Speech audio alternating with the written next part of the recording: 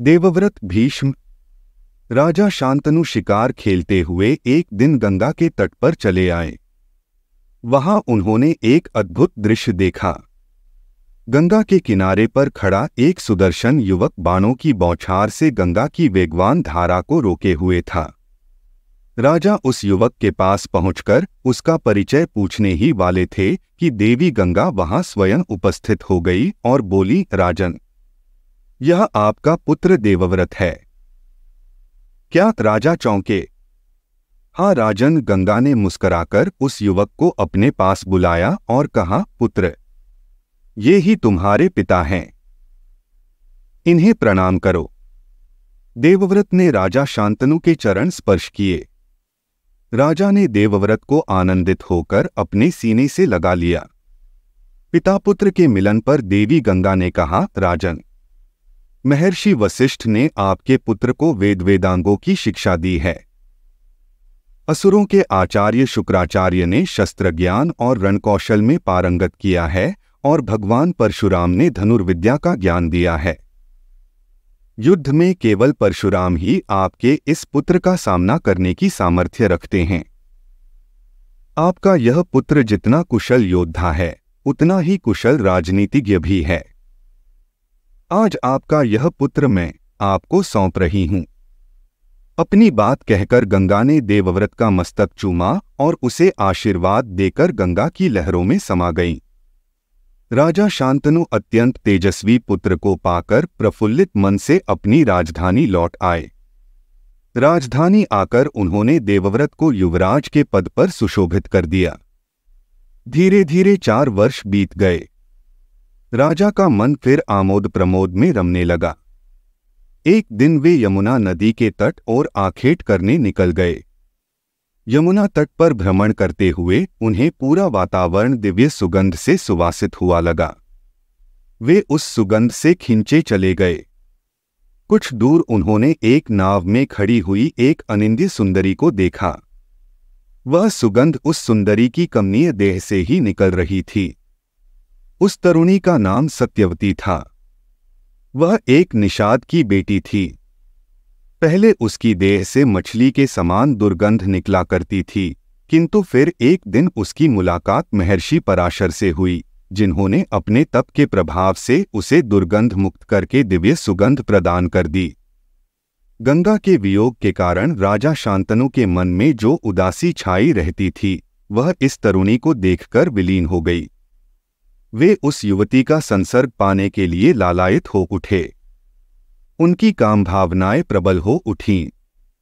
उन्होंने आगे बढ़कर उस सुंदरी से कहा, हे सुंदरी, मैं हस्तिनापुर का राजा शांतनु हूं। मैं तुमसे विवाह करना चाहता हूं। क्या तुम मेरा यह प्रणय निवेदन स्वीकार करोगी? सत्यवती ने मुस्कराकर उत्तर दिया, राजन, मेरे पिता दाशराज मल्लाहों के ने स्वामी हैं। मुझसे विवाह करने के लिए आपको उनकी अनुमति लेनी होगी। राजा शांतनु ने केवटराज दाशराज से अपनी इच्छा प्रकट की तो वे बोले, हे राजन, आपके जैसा सुयोग्य वर मेरी कन्या को और कहाँ मिलेगा, पर आपको एक वचन देना होगा। कैसा वचन? शांतनु ने कहा। राजन, आप मुझे वचन दीजिए कि आपके बाद हस्तिनापुर की राजगद्दी पर मेरी पुत्री के गर्भ से जन्म लेने वाली संतान ही बैठेगी। केवटराज की बात सुन राजा शांतनु का मन उदास हो गया। वे किसी रूप से भी देवव्रत के अधिकारों का हनन करना नहीं चाहते थे। उनसे वचन देते न बना।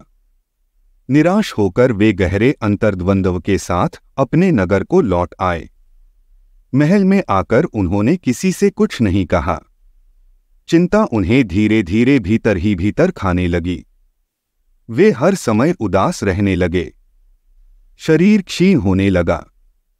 देवव्रत ने देखा कि पिताश्री के मन में कोई न कोई गहन चिंता अवश्य समाई हुई है। एक दिन अवसर देखकर देवव्रत ने पिताश्री से उनकी व्यथा का कारण पूछा, लेकिन राजा शांतनु संकोचवश अपने मन की बात अपने पुत्र से नहीं कह सके। किंतु देवव्रत के बार बार पूछने पर उन्होंने कहा, पुत्र, तुम मेरे एकमात्र पुत्र हो। तुम हर समय युद्ध में व्यस्त रहते हो। ईश्वर न करे तुम्हें कुछ हो जाए तो मेरे वंश का क्या होगा, मुझे यही चिंता खाए जा रही है। देवव्रत अत्यंत कुशाग्र बुद्धि के युवक थे। उन्होंने पिताश्री से तो कुछ नहीं कहा, किंतु पिताश्री के सारथी से पूछताछ करके असली बात का पता लगा लिया। वे अपने पिताश्री को बताए बिना केवटराज के पास पहुंचे और उनसे सत्यवती का विवाह महाराज शांतनु से करने का आग्रह किया। केवटराज ने अपनी वही शर्त देवव्रत के सामने दोहरा दी। इस पर देवव्रत ने केवटराज से कहा, यदि यही बात है तो मैं आपको वचन देता हूं कि मैं राज्य के सिंहासन पर अपना कोई अधिकार नहीं मांगूंगा। सत्यवती का पुत्र ही पिताश्री के उपरांत राजा होगा। आर्यपुत्र, आप निःसंदेह महान हैं, वीर हैं, परंतु मेरे मन में एक शंका और है। मैं जानता हूं कि आप अपने वचन के पक्के हैं, लेकिन आपकी संतान से तो मैं ऐसी आशा नहीं कर सकता। आप वीर हैं, आपका पुत्र भी वीर ही होगा। यदि उसने मेरे नाती को राजसिंहासन से उतार दिया तो मैं क्या करूंगा? मेरी पुत्री का जीवन तो नर्क बन जाएगा।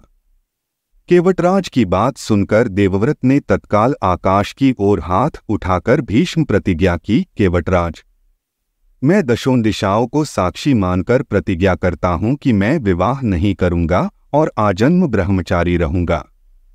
अब तो तुम संतुष्ट हो? युवा देवव्रत की ऐसी कठोर प्रतिज्ञा सुनकर दिशाएं धन्य महावीर, धन्य भीष्म के जय घोष से गूंज उठीं। देवगण आकाश से पुष्प वर्षा करने लगे। केवटराज भी युवा देवव्रत की भीष्म प्रतिज्ञा सुनकर रोमांचित हो उठे। उन्होंने तत्काल अपनी कन्या सत्यवती को देवव्रत के साथ भेज दिया। इस प्रकार एक पुत्र ने अपने पिता की प्रसन्नता के लिए अपना पूरा जीवन बलिदान कर दिया। भारतीय संस्कृति में ऐसा महान उदाहरण दूसरा कहीं भी नहीं मिलता। इस प्रतिज्ञा के बाद से ही देवव्रत का नाम भीष्म पड़ गया। सत्यवती का विवाह खूब धूमधाम से महाराज शांतनु के साथ हो गया। राजा को किंचित भी इस बात का पता नहीं चला कि उनके पुत्र ने उनके लिए कितना बड़ा बलिदान किया था। उन्हें तो उस समय केवल सत्यवती का सौंदर्य ही दिखाई दे रहा था।